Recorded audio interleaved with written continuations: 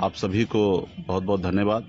और आज विशेष तौर पे बिहार दिवस है, इसके लिए आप सभी को शुभकामना, बधाई कि हम लोग इस अवसर पे आप लोगों के समक्ष आए हैं। और ये समझ में नहीं आ रहा है कि कहाँ से चालू करें और कहाँ पे जाके ख़त्म करें, कि कहानी तो इतना बन चुका है कि शायद इस पे एक फिल्म बन सकता है। लेकिन मुझे लगता है कि कुछ बातें को आप लोग बीच में रखना चाहिए, और बहुत सारे ऐसी बातें हैं कि मैं आपके बीच में नहीं रख सकता हूं, क्योंकि सरकार में हम हैं, एनडीए गठबंधन में हैं। कुछ चीज़ें बंद कमरे में बात होता है और कुछ चीज़ बाहर निकलने जैसी चीज़ें होता है। तो लेकिन इशारा आप सबको समझना है। हर एक जगह पे आप लोगों ने हमें साथ दिया। आपके साथ और आपके सहयोग के दम पर आज हम लोग इस मुकाम तक पहुंचे हैं। लेकिन दूसरे लोगों के सहयोग से नहीं पहुंचे हैं, और वो लोग कभी नहीं चाहेगा कि आप आगे बढ़ें। आज जो हमारे साथ जो हो रहा है, ये राजनीति नहीं हो रहा है, ये कूटनीति की जा रही है हमारे सहयोगी की तरफ से, कि वो देख रहे हैं कि हम बहुत तेजी से आगे बढ़ रहे हैं। और शायद आज हम 11 सीट पे इनसे समझौता करना पड़ रहा है, कल ये तेजी से आगे बढ़ेगा, शायद 21 पे समझौता करना पड़ेगा, या 31 पे करना पड़ेगा, या 51 पे करना पड़ेगा, या 100 पे करना पड़ेगा। क्योंकि जैसे जैसे आपकी ताकत बढ़ेगा वैसे वैसे आपका डिमांड बढ़ेगा, और वो सामने वाले को ये हजम नहीं हो रहा है। तो इसलिए आपको समय समय पर ब्रेक करने का कोशिश कर रहा है। तो इस सारे चीज़ें से आपको घबराना नहीं है, हम सबको घबराना नहीं है, मजबूती से डट के सामना करना है। आप ही बताइए ना कि जो लोग सिर्फ 1.5 साल पहले 2020 में 11 सीट और 1 MLC से ऑफर देकर आपको साथ लिया और आपके सामने में झुका, क्योंकि मैंने कई बार कह चुका है कि मैंने किसी के दरवाजे पे नहीं गया था, लोगों ने हमें बुलाया।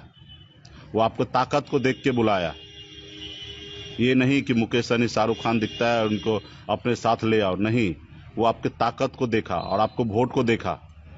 जब 2019 में सिमरी बख्तियारपुर में हमने चुनाव लड़ा, अपने दम पर हमने 25,000 26,000 वोट लाया, तो उनको एहसास हुआ कि बिहार का निषाद जो है, अति पिछड़ा का बेटा सनत मल्ला मुकेश सहनी के साथ है, और उसी के बदौलत आपको उन्होंने बुलाया। और आज क्या जरूरी है कि 1 सीट उपचुनाव के लिए आपके साथ लड़ाई लड़ रहा है। तो ये कहीं ना कहीं उनकी अपनी रणनीति है। तो उनकी रणनीति, वो अपनी रणनीति पे वो काम करे, हमें अपनी रणनीति के साथ काम करना है। साथियों, कई समस्या है। आपने देखा कि डे 1 से, जब से हम लोग सरकार में आए, तब से परेशान करने का कोशिश किया। आप सबको पता होगा कि सुगौली में हमने रामचंद्र सहनी जी को टिकट दिया, गृह मंत्री जी के कहने से सीट हमारा था। उसके बाद भी हमने उनके लोगों को एडजस्ट करने का कुछ काम किया, और चुनाव के बाद आपने देखा किस तरीके से उन्होंने हमारे पार्टी से उन्होंने उनको ले लिया, अपने पार्टी ज्वाइन करा लिया। तो कहीं ना कहीं उसी समय से वो हम लोगों को देखना चाह रहे हैं, ये क्या करना चाहेंगे, कि जानबूझ के ऐसे कुछ गलती करे जिससे हमको फायदा हो। लेकिन हमने चुप रहा।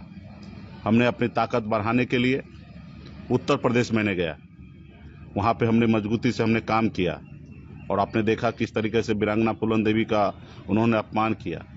उसके बावजूद भी हमने जितना हो सका हमने किया, और फिर मैंने उत्तर प्रदेश में चुनाव लड़ा, और लाखों लोगों ने साथ दिया, और मजबूती से हमने काम किया।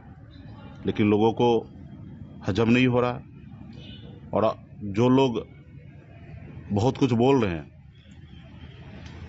उन्होंने मदद भी नहीं मांगा। मदद मांगते तो शायद हम सोचते क्या है करना है, लेकिन मदद नहीं मांगे। फिर हमने चुनाव लड़ा, वहाँ पे सिर्फ हम अकेले चुनाव नहीं लड़े, वहाँ पे जेडीयू भी चुनाव लड़े। लेकिन आज उनके सामने नहीं बोल रहे हैं, आपके सामने में बोल रहे हैं, तो आपको कमज़ोर समझ रहे हैं, इसलिए आपके सामने में बोल रहे हैं। तो यही सब चीज़ें को लेकर, और क्या मेरा वहाँ बोलना नाजायज़ है कि हमें आरक्षण चाहिए? और आरक्षण हम किससे मांगेंगे? क्या राहुल गांधी से मांगेंगे? जिनकी दिल्ली में सरकार है उन्हीं से मांगेंगे? उन्हीं से नाराज होंगे? उत्तर प्रदेश में क्या अखिलेश जी के बारे में बात करें? जिनकी सरकार है योगी जी के, उनके बारे में बात करेंगे? उन्होंने किस तरीके से निषाद को अपमान किया, किस तरीके से फूलन देवी को प्रतिमा पे एक माला तक चढ़ाने के लिए नहीं दिया? तो हम, और चुनाव के समय में तो होता है, आपको जब आप दोस्त नहीं हैं तो जाहिर सी बात है अपने एजेंडा, अपने मुद्दे को लेकर बात रखना है। अब उसके लिए अगर कोई लोग चाहेंगे, परेशान करेंगे, तो वो आपको और हमको निर्णय करना है। आज हमारे भारतीय जनता पार्टी के सांसद महोदय ने कहा कि आप पाप किए हैं उत्तर प्रदेश में, उसका प्रायश्चित करने के लिए मुजफ्फरपुर बोछा आइए और बीजेपी को मदद कीजिए। यही समय है पाप का प्रायश्चित करने का। आप बताइए हमने क्या पाप किया? आरक्षण मांगना हम पाप है? तो मैं तो कल भी हमने कहा कि अगर ऐसे पाप अगर हजारों बार करना पड़े तो मैं करने के लिए तैयार हूं। आपको जो समझना समझ लो, और मजबूती से हम लोग आगे बढ़ रहे हैं।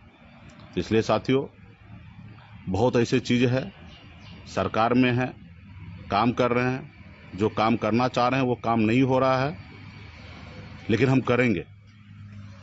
थोड़ा समय लगेगा लेकिन हम करेंगे। आज सरकार बना, 2 विभाग देना था, 1 विभाग उन्होंने दिया, 1 विभाग पीडब्ल्यूडी या नगर विकास और देना था, वो आज तक नहीं दिए। और हमारे विधायक को हमारे प्रति भड़का रहा है कि आपके मंत्री नहीं बोल रहे हैं, नाम लिख के दे रहे हैं। अरे भैया, पहले विभाग हमको ट्रांसफ़र करो, फिर हम आपस में विधायक के साथ बैठेंगे और फिर हम निर्णय लेंगे कि किनको मंत्री बनाना है। आप हमारे पार्टी के किसी विधायक को मंत्री बनाने का आप निर्णय नहीं ले सकते हैं। हम निर्णय लेंगे हमारे पार्टी में, और फिर हम लिख के माननीय मुख्यमंत्री नीतीश कुमार जी को भेजेंगे, और फिर वहाँ से अनुशंसा होगा कि कौन शपथ लेंगे। तो कहीं ना कहीं वीआईपी पार्टी है। आपके पार्टी में किनको मंत्री बनाए नहीं बनाए हमने पूछने के लिए गया नहीं गया, तो आज हमारे पार्टी में ताक झांक क्यों? तो साथियों, बहुत सारा इशू है। आज हमने निर्णय लिया है कि मुजफ्फरपुर में चुनाव लड़ना है, बोछा में। अगर उनको बोछा सीट ही चाहिए, जब हमारे मुसाफिर पासवान जी को डेथ हुआ उसी समय में वो कहते हैं कि अमर पासवान को हम कहीं एडजस्ट कर देते हैं, ये सीट हमको दे दीजिए। आपने देखा कि 4 महीना लगातार किस तरीके से हमें बेइज्जत किया गया, सांसद के द्वारा, उनके विधायक के द्वारा अनाप शनाप बोला गया, लेकिन हम चुप रहे क्योंकि हमें पता था कि हमें चुनाव लड़ना है बोछा में, और फिर इस सब चीज़ों में नहीं उलझना है। हम सहन करते रहे और बेइज्जत करके हमारे घर में घुस गए, हमारे घर को कब्जा करना चाह रहे हैं। आप अपने मन से सूची जारी कर देंगे, तो ये कहीं ना कहीं इस बात के लिए हम नहीं हैं। और हमारी पहले भी आस्था अपने लोगों के प्रति रहा, आज भी है और आगे भी रहेगा। मैं ये पहले भी कह चुका हूँ कि मैं कुर्सी के लिए नहीं आया हूँ, अपने समाज के हक अधिकार दिलाने के लिए आया हूँ, और मुझे पता है कि मैं अधिकार दिला पाऊंगा।